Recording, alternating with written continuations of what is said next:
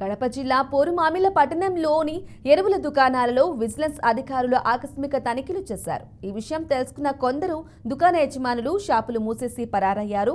తనిఖీలకు సహకరించిన 4 ఎరువుల దుకాణాలను అధికారులు సీజ్ చేశారు.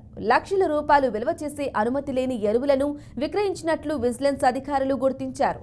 కల్తీ ఎరువులు, మందులు, విత్తనాలను నియంత్రించి రైతులకు నాణ్యమైన ఎరువులు, విత్తనాలు అందేలా అధికారులు చర్యలు తీసుకోవాలని రైతులు కోరుతున్నారు. సుధాకర్ పవన్ గురించి ఉన్నాయి కదా, బస్ స్టాండ్ దగ్గర